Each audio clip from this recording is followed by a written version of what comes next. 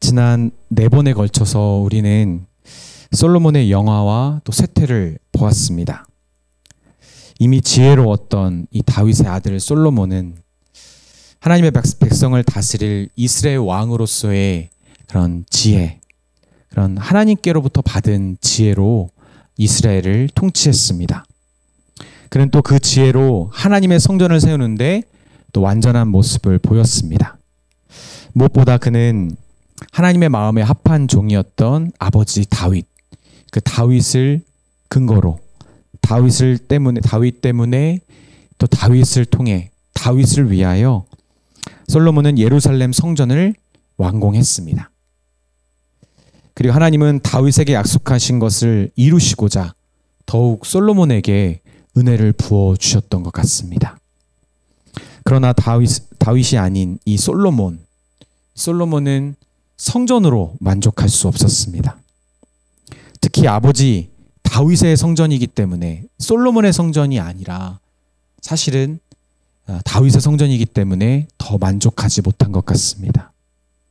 그는 자신의 왕궁을 세우는데 더욱 힘을 쓰려고 했고 그의 두 마음의 문제의 이런 결론을 열왕기 저자는 오늘 11장을 통해 내주고 있습니다.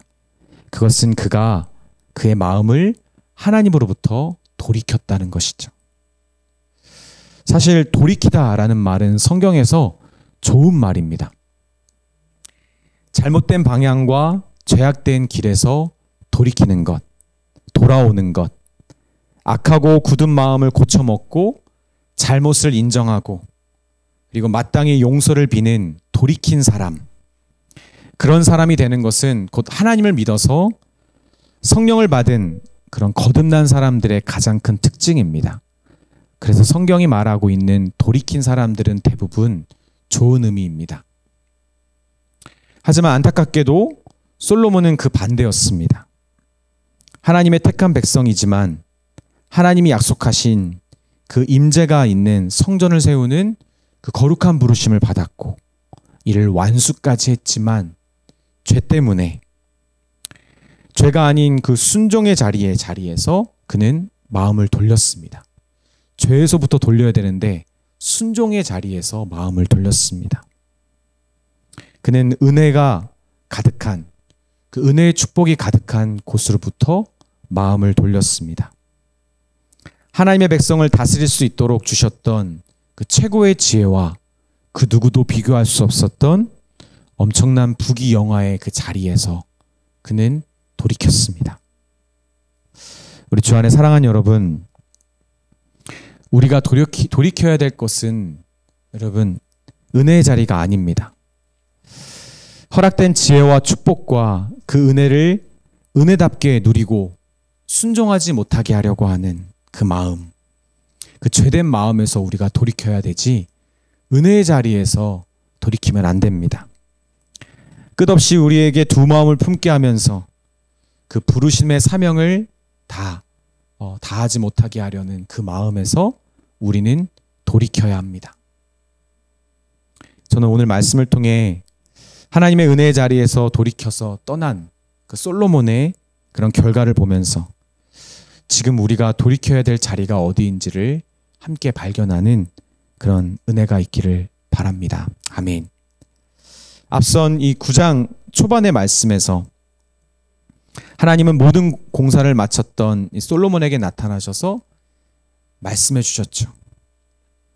그가 건축했었던 이 거룩한 성전을 하나님이 구별해서 사용하시지만 그러나 솔로몬이 하나님의 계명에 불순종하고 그리고 하나님의 법을 어기면 그리고 다른 신을 섬겨서 경배하면 하나님은 자신이 택하신 이스라엘 민족과 그가 거룩히 구별한 이 성전까지도 모두 버리시겠다라고 경고하셨습니다.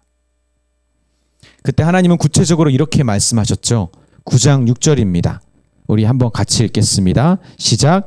만일 너희의 자손이 아주 돌아서서 나를 따르지 아니하며 내가 너희 앞에 둔 나의 계명과 법도를 지키지 아니하고 가서 다른 신을 섬겨 그것을 경배하면, 여기서 우리가 주목해야 될 것은 아주 돌아서서 그것과 다른 신을 섬겨 그것을 경배하면입니다. 하나님은 이렇게 자신에게서 돌아서 하나님을 따르기를 거부하고 그리고 주신 말씀을 지키지 않고 또 다른 신을 섬기는 왕과 이스라엘 그리고 예루살렘 성전을 버리실 것입니다.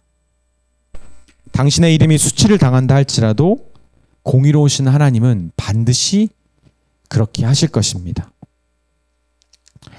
성전을 완공한 솔로몬에게 하셨던 이 말씀이 경고를 넘어서 상당히 부정적으로 들리는 것을 우리 지난 설교를 통해 보았습니다. 그리고 실제로 열왕기 저자의 의도가 그렇습니다. 부정적입니다. 그는 이 두로의 왕이었던 히람 왕, 그 히람 왕과의 거래를 통해 시작했던 이 성전 건축이 이 두로의 히람 왕과의 또 다른 거래를 소개하면서 끝나는 것을 보여줍니다. 분명히 기쁨으로 솔로몬을 도왔던 히람 왕이 솔로몬이 주는 보상에 만족하지 못했던 거죠. 그래서 12절에 보면 우리 히람이 두로에서 와서 솔로몬이 자기에게 준 성읍들을 보고 눈에 들지 아니하여 9장 12절에 히람은 솔로몬이 주었던 성읍들을 마음에 들어하지 않았습니다. 관계에 금이 가기 시작했던 것이죠. 그래서 그 성읍들을 뭐라고 불렀냐면 가불이라고 불렀습니다. 가불. 그게 뭐냐면 사슬이라는 뜻인데 바로 이 히람이 더 이상 솔로몬과의 관계를 기쁨으로 여기지 않고 얽매여 있는 사슬로 여기기 시작했다는 거죠. 워낙 이스라엘이 강력했기 때문에 솔로몬이 대단했기 때문에 끊을래야 끊을 수는 없는 그런 조공을 바쳐야 되는 억지로 맺어진 관계, 그것이 되었음을 보여주는 것입니다. 비록 이 9장 후반부와 10장 전체가 솔로몬 통치의 탁월함과 그의 지혜와 부귀영화가 얼마나 대단한 것인지를 보여주는데 하나님이 허락하신 이 모든 축복들을 자꾸만 돌이키려고 하는 그의 마음을 그는 이 축복들로 붙잡을 수 없었습니다. 11장 1절에 본문 11장 1절에 솔로몬의 왕이 바로의 딸 외에 이방의 많은 여인을 사랑하였으니 곧 모압과 암몬과 에돔과 시돈과 헷 여인이라. 여러분, 그렇게 지혜로운 솔로몬이 왜 이렇게 했을까요? 왜 이렇게 많은 여인들을 여러분 사랑했을까요? 저는 다른 무엇보다 솔로몬이 여자를 밝혀서 그리고 어떻게 힘이 있고 그런 강력한 왕이 항상 보여주는 모습이기 때문에 그도 어쩔 수 없는 남자라서.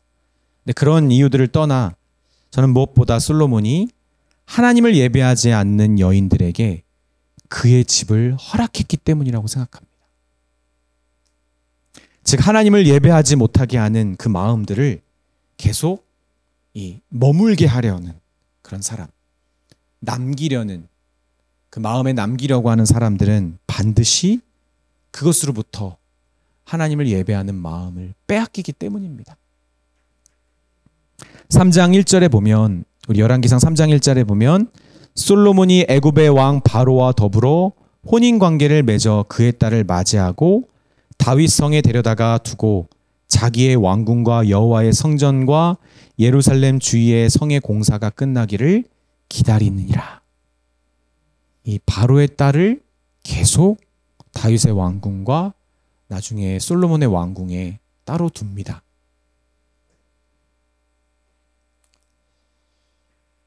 왜 그렇게 머물게 했을까요? 애국과의 관계가 계속 잘 유지되어야만 했기 때문에 그는 지혜로운 선택을 한 것처럼 보입니다. 근데 왜 계속 기다리고 머물게만 했을까요? 그가 결정을 내리지 못한 것이죠.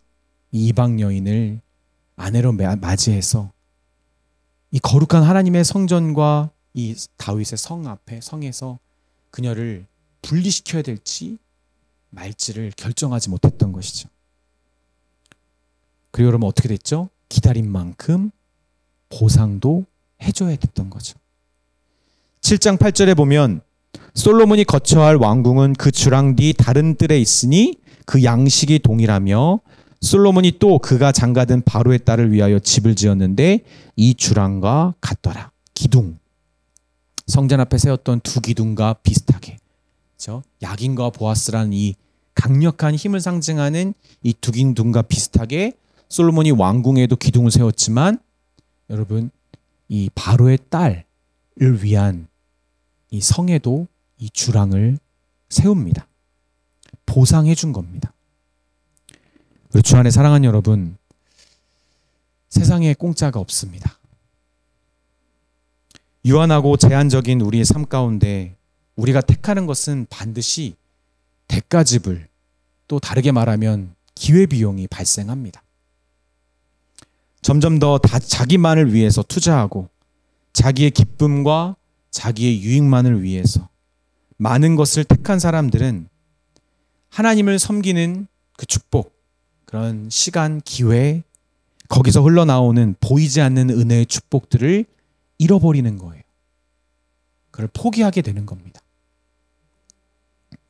솔로몬처럼 누구라도 자신과 자기의 왕권을 위해서 이 여인들을 취하고 그리고 이 여인들을 계속 끌어안고 있었다면 반드시 그 여인들을 사랑하게 되면서 그 여인들을 기쁘게 하기 위한 그런 이 마음이 아마 솔로몬의 마음에 더 많이 가득 차게 될 것입니다. 근데 그 솔로몬만 그런 게 아니에요. 우리도 마찬가지. 우리도 그 마음을 품기 시작하면 더욱 그 정착한 그 마음들이 우리의 마음을 움직이게 되고 사랑하게 되고 그 마음을 살아있기 때문에 자꾸만 마음의 양분을 줘야 됩니다.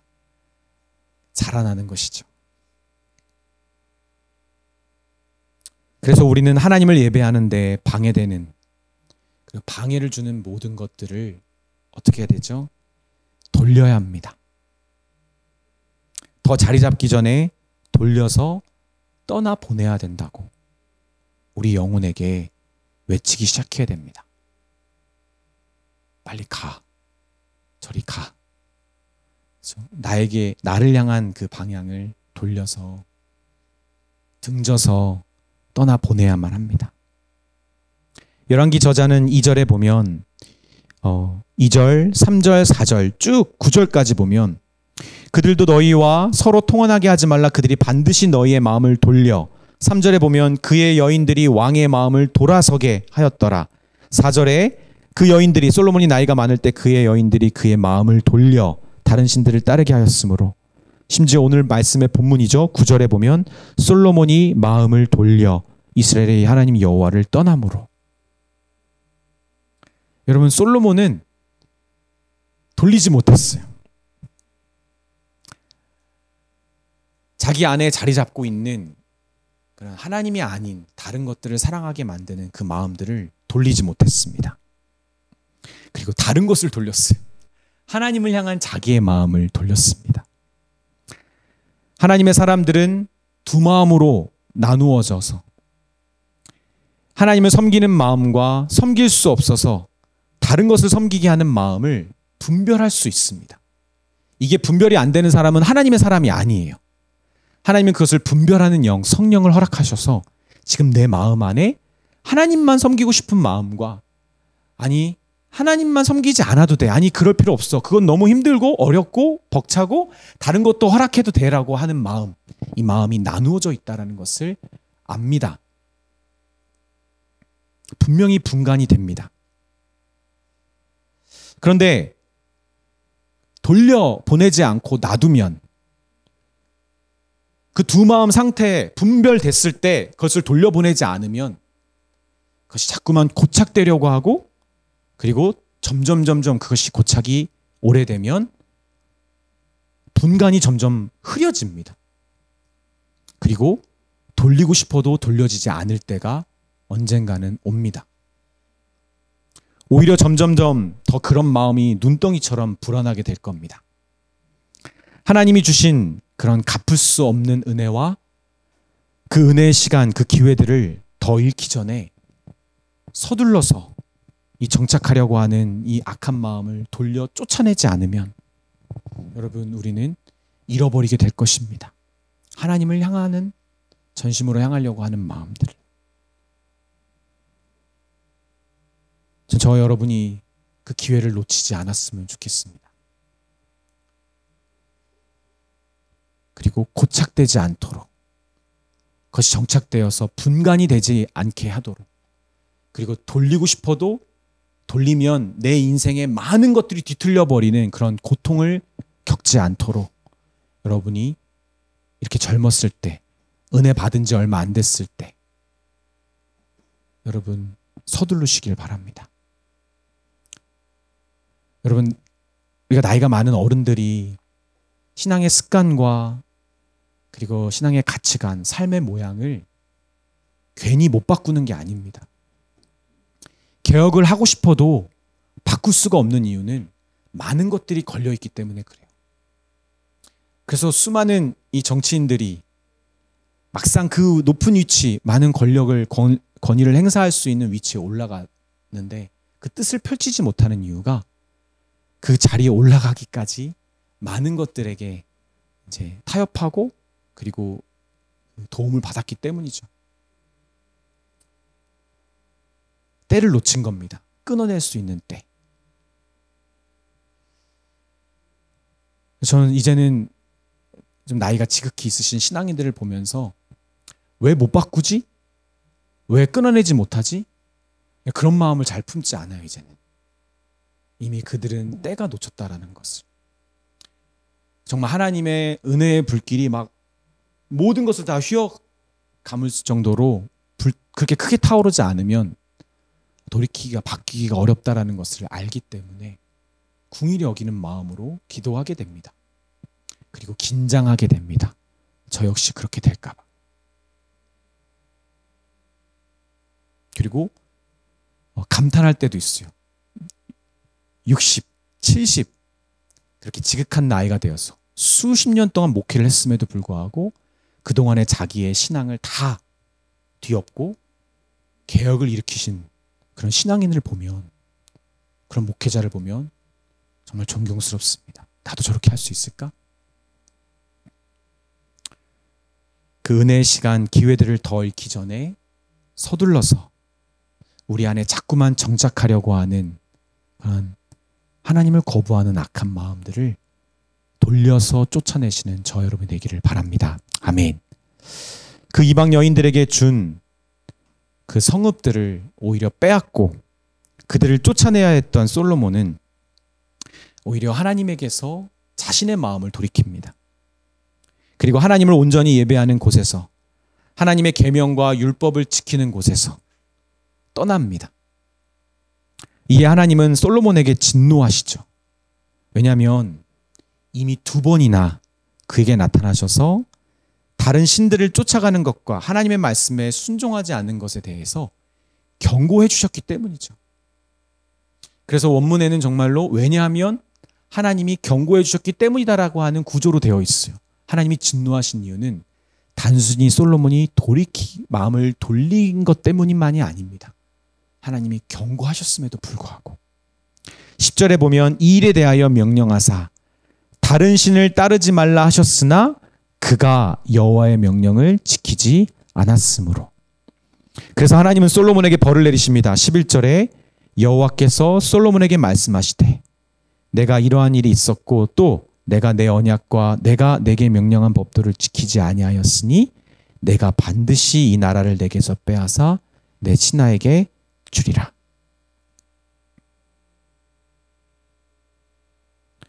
그래서 우리는 분명한 진리를 하나 알 수 있는데 하나님의 백성에게는 반드시 경고해 주시는 하나님의 은혜가 있다는 것입니다. 그리고 이를 놓치면 안 된다는 것입니다. 제가 몽골에서 목회자 수련을 마치고 돌아오는 목요일 이른 오후에 출발했죠. 그때 그 비슷한 시간에 인도에서 출발한 비행기가 이륙하자마자 양력을 잃고 추락했습니다. 그래서 저는 인천공항에 도착한 뒤에 이제 집에 돌아가는 길에 그 소식을 접했는데 최근 자꾸만 비행기 사고가 좀 잦은 것 같아서 또 염려되기도 하고 안타깝기도 했습니다. 1931년 이 허버트 윌리엄 하인리라는 그 사람이 펴낸 책이 있습니다. 산업재해 예방, 이 과학적 접근 방식이라는 이 책에서 그는 업무 성격상 수많은 사고 통계를 접했고, 그리고 그런 산업재해 사례를 분석함으로써 하인리히는 하나의 통계 법칙을 발견합니다. 이것이 그 유명한 하인리히 법칙입니다. 이게 뭐냐면 이 중대한 이 산업재해가 한 건 발생할 때 경미한 산업재해가 비슷한 경미한 산업재해가 29건 미리 이미 발생했다는 거죠. 그리고 또 유사한 원인으로 발생했던 징후들이 300건 정도 이미 있었다는 겁니다. 그것이 하나가 일어나기 위해서는 29건의 비슷한 사고가, 경미한 사고가 일어났었고, 그리고 유사한 징후들이 300번이나 보인다는 겁니다. 통계적으로 볼 때. 그래서 1대 29대 300의 법칙입니다. 그래서 이 이론은 이 대부분의 참사가 사전에 예방할 수 있는 원인을 파악하거나 수정하지 못했고 또 무시했기 때문에 일어났다는 것을 우리에게 알려줍니다. 그래서 더 안타까운 거죠. 그때 누군가가 그것을 보고 말했더라면, 그래서 그것을 보고 이 심각성을 깨달았더라면 조금이라도 이 사고를 막을 수 있었을 텐데, 한 명이라도 더 살릴 수 있었을 텐데, 왜 꼭 피 흘려야만, 누군가 그 소중한 목숨을 잃어야만 그제서야 고치는지. 우리가 잘 알고 있는 이 레미제라블, 이 장발장이죠. 레미제라블에서 이 저자인 빅토르 위고가 이 자베르가 장발장을 놓치는 실수에 대해서 이렇게 말합니다. 큰 실수는 굵은 밧줄처럼 여러 겹의 섬유로 만들어진다. 그냥 나오는 게 아니라는 거죠. 저는 믿는 자들의 돌이킴도 이와 유사한 것 같아요. 하나님께서는 당신을 완전히 저버릴 이 솔로몬을 위해 분명 성경에는 기록되어 있지는 않지만 29번이나 우상숭배에 관한 직접적인 그런 문제에 대한 말씀을 해주셨을 겁니다. 통계학에 따르면. 그리고 유사한 마음의 죄악을 깨닫는 은혜를 저는 300번이나 주셨을 거라고 생각합니다. 이것을 반대로 말하면 솔로몬이 무려 29번에 결정적으로 마음을 고쳐먹을 수 있었던 기회가 있었고 300번이나 잘못된 마음을 돌릴 감동이 있었다는 겁니다. 그러나 그럼에도 솔로몬은 죄에서 돌이킨 게 아니라 하나님으로부터 그 마음을 돌이키게 됩니다. 우리 주 안에 사랑하는 여러분, 믿음의 사람들은 반드시 하나님을 기쁘시게 하지 않는 그 일에서 돌이키는 사람들입니다. 29번의 기회와 300번의 깨달음에서 반드시 그 죄악된 마음을 돌이키지 않을 수 없습니다. 여러분, 솔로몬이 하나님으로부터 마음이 떠난 것이 불행이 아니에요. 그것이 가장 큰 불행이 아닙니다. 솔로몬의 가장 큰 불행은 떠난 마음에서 돌이키지 않는 것입니다. 떠난 마음에서 하나님께로 다시 돌이키지 않는 것이 가장 큰 불행이고 재앙이고 재난이었습니다.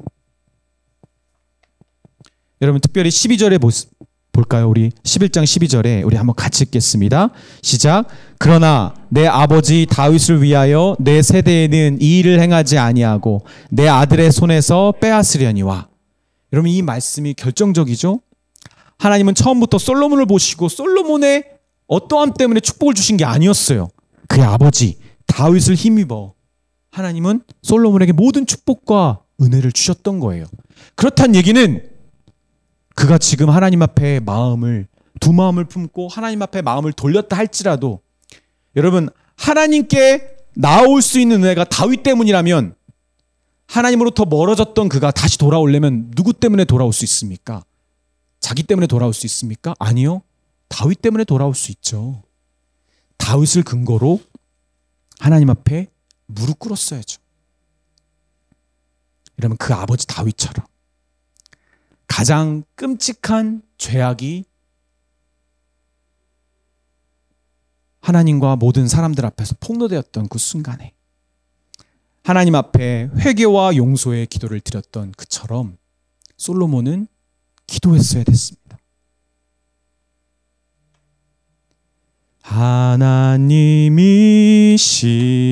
하나님이시여 나의 모든 죄를 도말하소서. 주의 자비를 쫓아 가사를 띄워주세요. 내 죄악을 깨끗이 씻기소서. 중심의 진실함은 하나님께서 원하시오니 우둔한 나의 속에 당신의 지혜를 알게 하소서.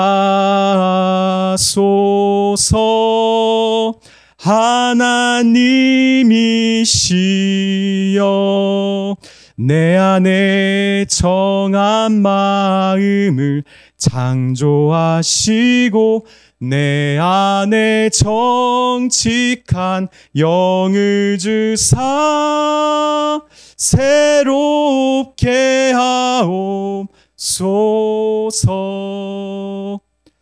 제가 찬양을 잘 못 불러서 여러분에게 죄송하지만 시편 51편 어쩌면 성경 66권에서 회개에 관한 용서를 비는 기도에 관한 가장 최고의 이 장면을 그리고 있는 이 시편 51편을 가지고 만든 찬양이라서 그리고 제가 가장 좋아하고 그리고 죽기 직전에 부르고 싶은 찬양이라서 여러분에게 꼭 같이 소개했습니다. 여러분 이게 다윗의 고백이었어요. 그는 밧세바를 범하고 그리고 밧세바의 남편이었던 우리아 장군을 죽인 다음에 고의적으로 그 죄를 은폐하려고 하다가 하나님 앞에 다 폭로되는 그 순간에 그는 하나님 앞에 떠났던 마음을 다시 돌이킵니다. 납작 엎드려서 주님, 이 모든 죄가 하나님께 지은 것이며 하나님만이 저를 용서해 주실 수 있습니다. 그리고 하나님께서 용서해 주지 않으면 난 살 수 없다라고 하나님 앞에 구합니다. 솔로몬은 다윗을 근거로 하나님 앞에 돌이킬 수 있었어요. 떠난 마음을. 13절에 보면 오직 내가 이 나라를 다 빼앗지 아니하고 내 종 다윗과 내가 택한 예루살렘을 위하여 한 지파를 내 아들에게 주리라 하셨더라. 하나님은 끝까지 다윗 때문에 이 솔로몬의 죄 때문에 이스라엘을 끊지 않으시고 다윗 때문에 솔로몬의 자손을 통해 당신의 나라를 이어가시겠다 하십니다. 다윗 때문에. 이렇게 다윗과 맺은 언약을 포기하실 수 없는 하나님께 죄악 중에도 언약의 말씀을 붙잡고 계시는, 그리고 그 죄악 중에도 우리 안에 있는 우리 주 예수 그리스도를 향한 그 작은 믿음을 보실 수 있는 그 공의로우신 하나님께 돌이킬 수 있었는데 솔로몬은 돌이키지 않았던 것이죠. 우리도 마찬가지입니다. 우리는 예수 때문에 하나님의 사람이 되었기 때문에 우리가 하나님과 멀어진다 할지라도 예수 때문에 하나님으로부터 하나님께로 다시 돌이킬 수 있는 것입니다. 우리 주 안에 사랑하는 여러분, 하나님의 말씀이 들릴 때, 은혜가 있을 때 조금이라도 나의 연약함과 죄가 깨달아질 때, 여러분 그때가 바로 여러분의 마음을 하나님께로 돌이킬 21번의 기회 중에 한 번입니다. 그 한 번이 온 겁니다. 평생에 29번만 기회가 있다라고 생각하면 여러분 되게 소중한 시간입니다.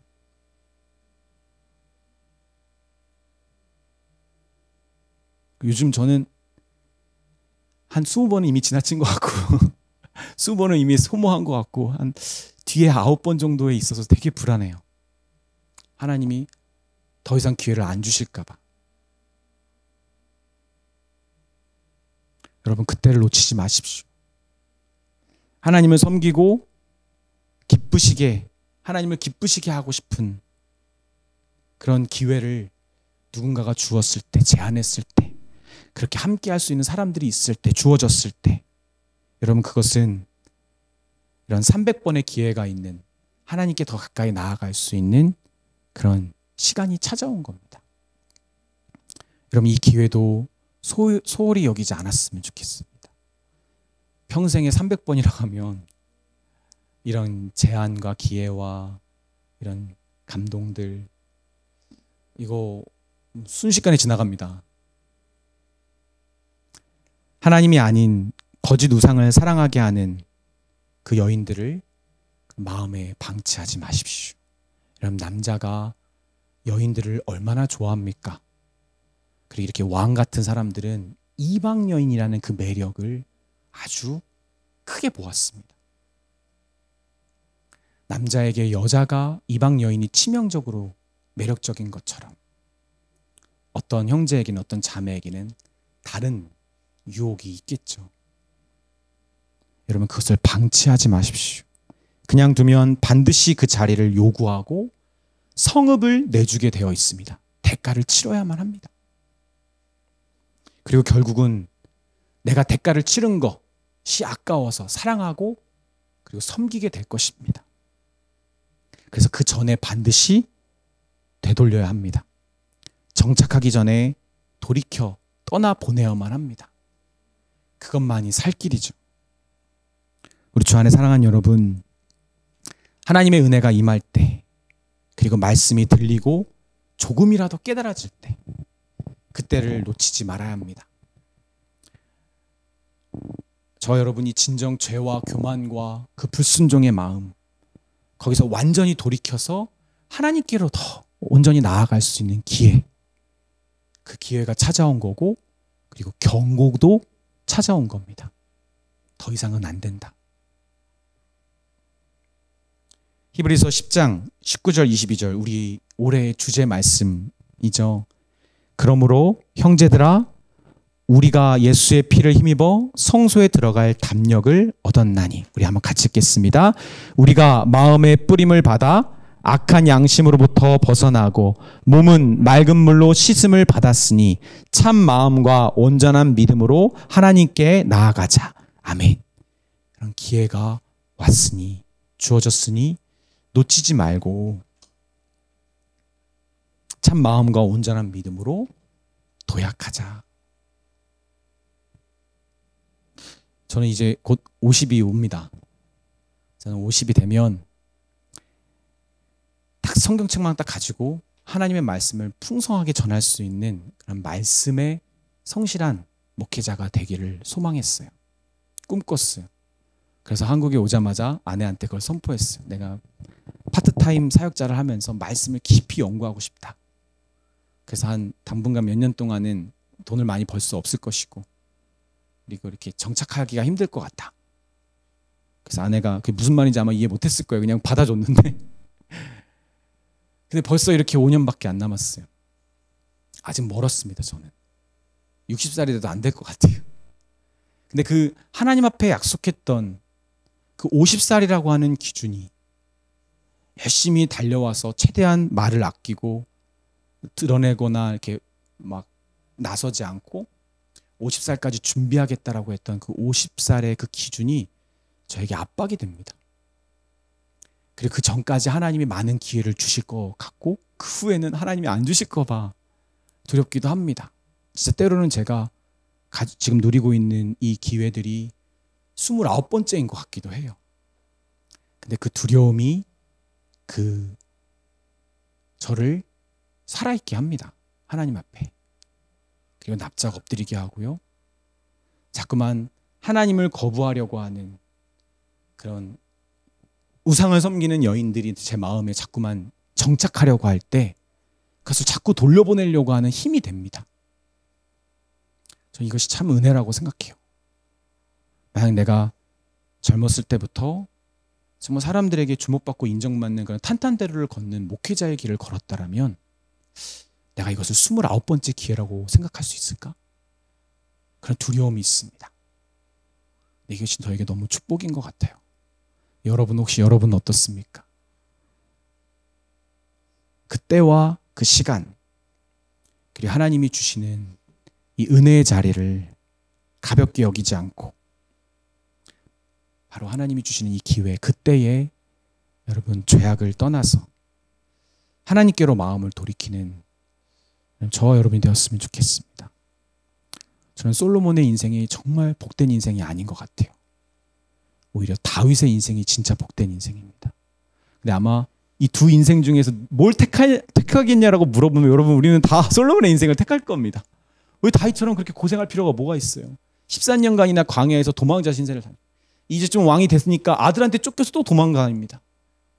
그리고 치명적인 죄를 저질러서 그것 때문에 자녀들도 비참한 인생들을 겪고요. 죽을 때까지 마지막에 또 인구조사를 하는 바람에 하나님 앞에 벌 받아가지고 백성들을 수만 명을 죽게 합니다. 여러분 얼마나 괴로웠을까요? 그리고 그의 신복이지만 항상 그 마음의 불편함과 어려움을 주었던 요압 장군이 항상 다윗을 괴롭혔어요. 그는 한시도 마음을 편히 둘 수 없었습니다. 그리고 그는 그가 진정 원했던 하나님을 위한 예루살렘 성전을 완공하지 못했어요. 하나님 허락해 주지 않으셨어요. 준비만 다 했습니다. 아들을 위해서. 그는 보지 못했어요. 그 하나님의 영광스러운 성전을. 여러분 그런데도 다윗이 더 복된 것 같아요. 저 여러분이 물론 솔로몬의 인생을 하나님이 주어주신다 하더라도 솔로몬으로 끝나는 것이 아니라 마무리를 다윗으로 끝내는 그런 복된 하나님의 사람들이 되어야겠지만 다윗의 인생을 더 사모하게 되는 그리고 그 가치를 아는 여러분 지혜가 있었으면 좋겠습니다. 우리가 열심히 성전을 세우는 것이 중요한 게 아니라 하나님이 우리 안에 하나님의 성전을 세워주시는 인생이 더 복됩니다. 아멘.